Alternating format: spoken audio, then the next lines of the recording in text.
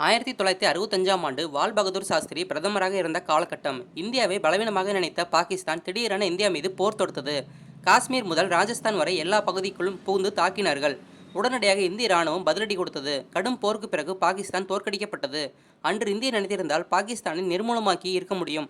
ஆனால் மிதமான தலைவராக லால் பகதூர் சாஸ்திரி அத்துடன் விட்டுவிட்டார். இதற்கு பிறகும் பாகிஸ்தான் பாடம் கற்கவில்லை. இந்தியாவை தொடர்ந்து சீண்டிக் கொண்டே இருந்தது. இந்த காலகட்டத்தில் பிரதமர் லால் பகதூர் சாஸ்திரி மறைந்து இந்திரா காந்தி பிரதமராகி இருந்தார். லால் பகதூர் சாஸ்திரி போன்று மிதமான போக்கு கொண்டவர் இல்லை. எதையும் சந்திக்கும் ஆற்றலும் துணிச்சலும் அவருக்கு இருந்தது.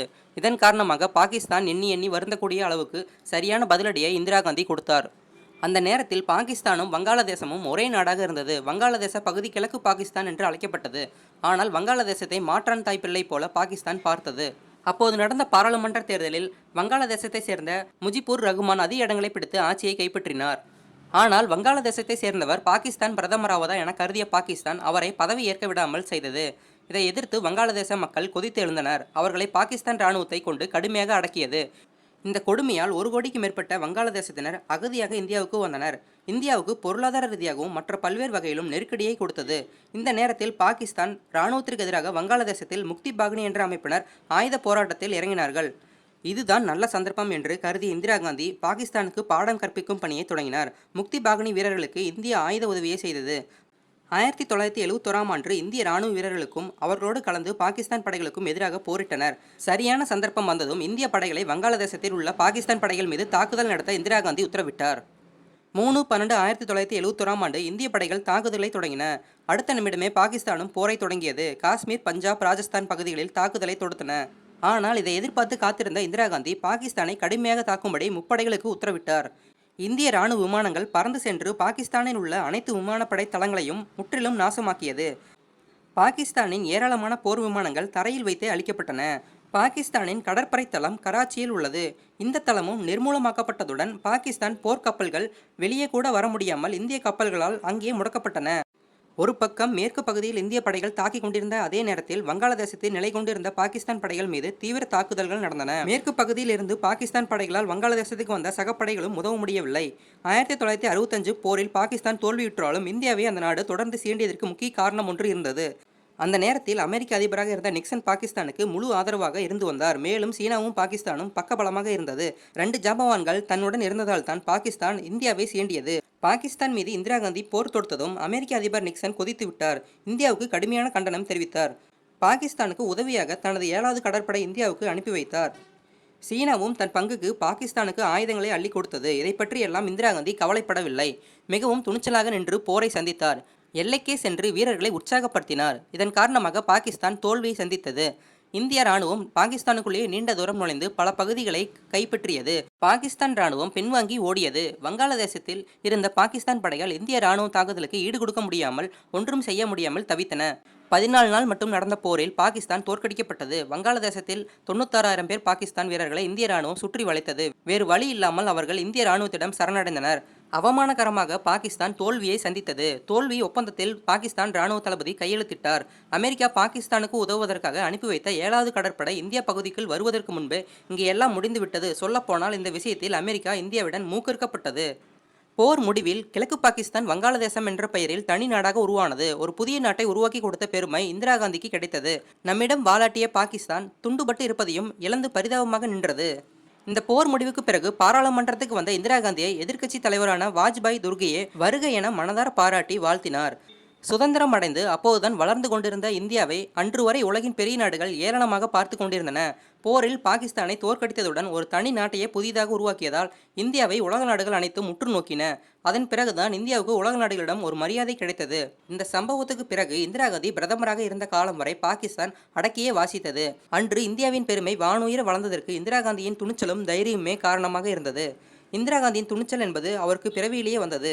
நேரு கமலா தம்பதியின் ஒரே மகளான இந்திரா காந்தி 19/11/1917ஆம் ஆண்டு பிறந்தார். அலகாபாத்தில் இவரது குடும்பம் இருந்தது. இவரது தாத்தா மோதிலால் நேரு, தந்தை ஜவஹர்லால் நேரு மற்றும் அவர்களது குடும்பம் அனைத்துமே ஆங்கில அரசின் ஆதிக்கத்திற்கு எதிராக போராடி கொண்டிருந்த நேரத்தில் இந்திரா காந்தி பிறந்தார். அவர் பிறந்தபோதே போராட்ட குணமும் தைரியமும் அவருடன் சேர்ந்தே பிறந்தது.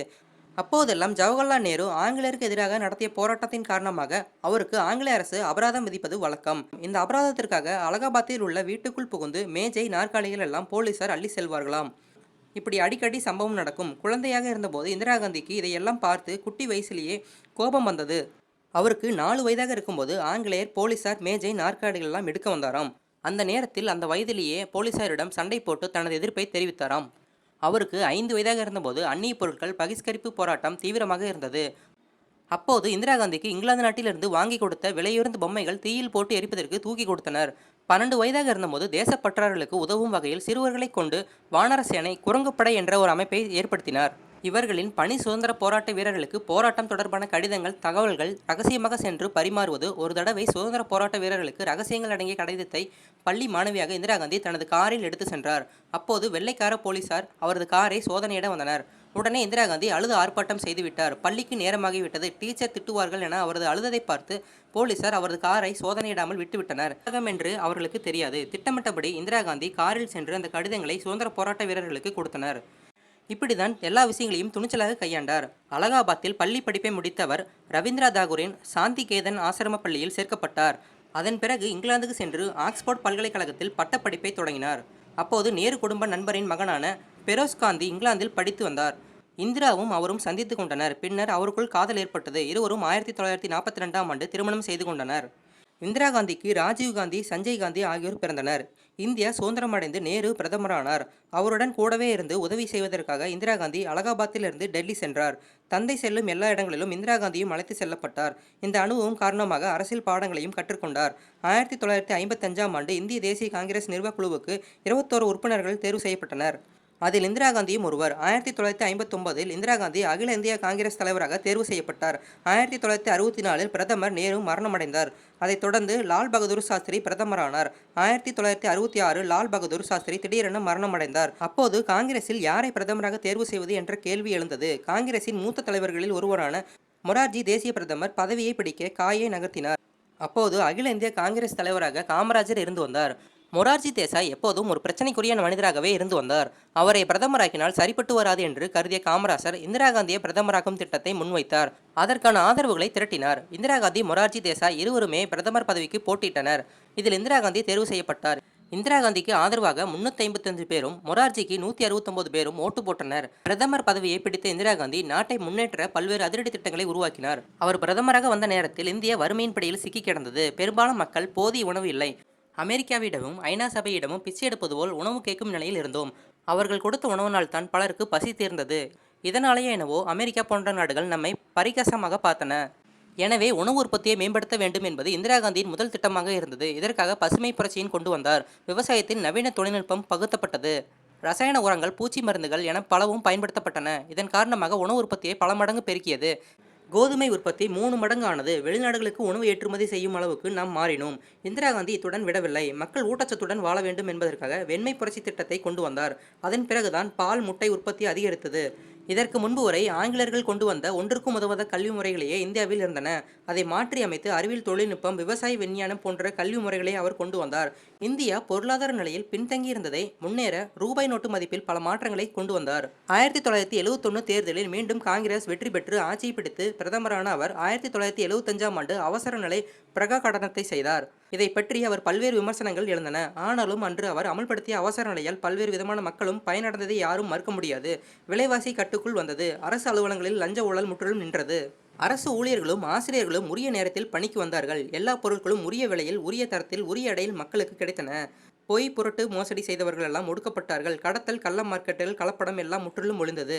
அப்போது அவர் மக்கள் தொகை அதிகரிப்பை கட்டுப்படுத்துவதற்காக கொண்டு வந்த கட்டாய குடும்ப கட்டுப்பாடு திட்டம் கடும் விமர்சனத்துக்கு ஆளானது. ஆனால் இன்று மக்கள் தானாகவே முன்வந்து 2 குழந்தைகளுடன் நிறுத்திக் கொள்கிறார்கள் என்றால் இந்திரா காந்தி கொண்டு வந்த இந்த குடும்ப கட்டுப்பாடு திட்டம் தான் காரணம். இதனால் தான் இன்று இந்தியா முன்னேறி இருக்கிறது என்பதை யாராலும் மறுக்க முடியாது.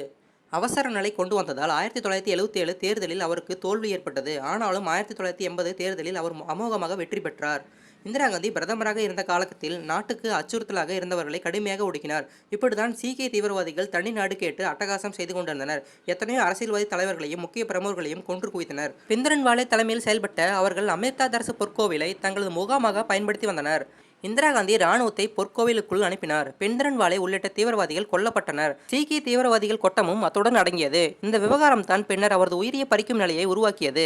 31/10/1984ஆம் அன்று தனது மெய்காப்பாளரான சீக்கிய போலீசாரால் சுட்டுக் கொல்லப்பட்டார். அவர் மீது சிலர் விமர்சனங்களை எழுப்பலாம். ஆனாலும் இந்த நாட்டை உச்சாணை கோப்பு கொண்டு சென்றதுடன் எதையும் தைரியமாக நின்று எதிர்கொண்டதை யாராலும் பாராட்டாமல் இருக்க முடியாது. யாருக்கெல்லாம் இந்த இரும்பு பெண்மணி இந்திரா காந்தியை பிடிக்குமோ அவங்களாம் லைக் பண்ணுங்க, ஷேர் பண்ணுங்க, கமெண்ட் பண்ணுங்க.